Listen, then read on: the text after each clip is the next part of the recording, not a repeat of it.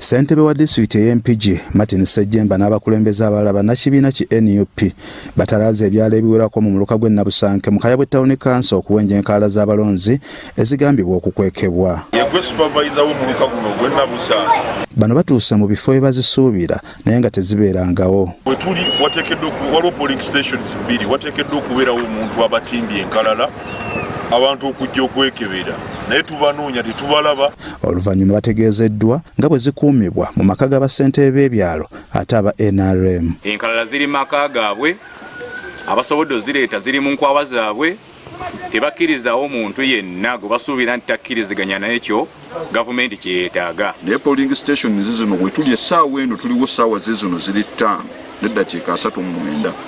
Tewaliwo muntu n'omu. Register bagitadde wa chairman wa NRM. Ng'ate bali mu maka ga muntu ate NRM neraga nti ekinako obwanannyini registers zinako obwanannyini nga tonakebera tonategera namba y'abalonzi abali mu register era balina kusooka communicatinga. Ssentebe wa Nabusanke era munna NRM John Kibirige akakasizza ng'enkaala ebazitimba ewuwe wabula era abakulembeze we batuukiddewo ng'agambibwa okuba nazo taliiwo. Abeerawo naye leero obuzibu bwafunye sibumanyi naye ng'ekisaawe engeri gye kiri kya public abaana basambiramu babadde basoma nga basambiramu omupiira ate we yali badde yeebogoma waliwo bbaala ku kisaawe kakati kwe kusobola okujja wano.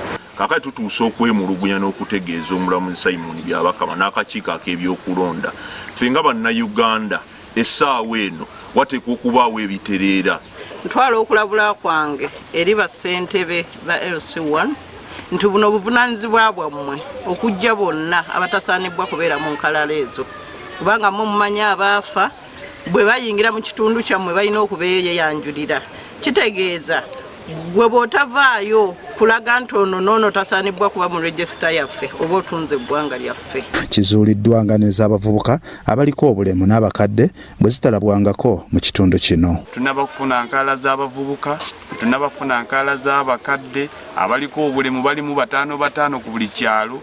Twatandise okunoonyereza ku nsonga eno naddala eri abaliko obulemu nga tukizudde ng'abasinga babadde bateereddwa mu buteebwa. Empapula ezo zijje tukebere abakadde beewa abali mu kitundu n'abavubuka nabo bakolebwe batyo n'abalina obulemu bakolebwe batyo n'abakyala ebintu bino bitambule nga biri mu bwerufu. Ng'oggyeko enkaala okubeera mu maka g'abantu aba NUP bagamba n'omuwendo gwe balabyeko mu nkaala ezimu mu bitundu eby'enjawulo mujingirire. Ekyalo ekibadde n'abalonzi 250 ng'olwaleero kirina abalonzi 108. N'ogenda okwetuula mu nkozi bbi waliwo polling station yali emu bagikutulamu emirundi 2 ne bwe yali emu ng'erina abalonzi 428 we twogera bwafulumidde enkalala empya ze baagala tukeberemu nga bayingizaamu abantu abalala bali 1,126. Basazeewo okwaŋŋanga akakiiko k'ebyokulonda okukaka enteekateeka y'okkebera enkaala eyimirizibwe okutuusa ng'ensonga ze beemulugunyaako zitereezeddwa mu kitundu kyabwe. Kati nze ngamba nti exercise eyimirizibwe Electoral Commission bw'eneetereeza neba independent aweddemu erangirire then exercise egende mu maaso. Bwe tutuukiridde atwala ebyokulonda Empigi ku nsonga y'okukulira enkaala z'abalonzi Honest Baguma atuzzeemu bw'ati.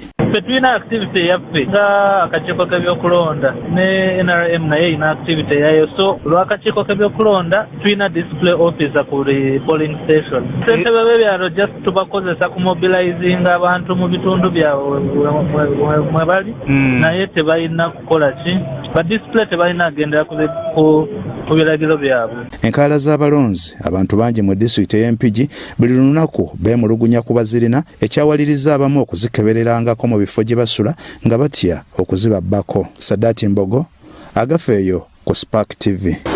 Tewali kigenda mu maaso abantu abazze okwekebera mu nkalala bamunoonya talabika.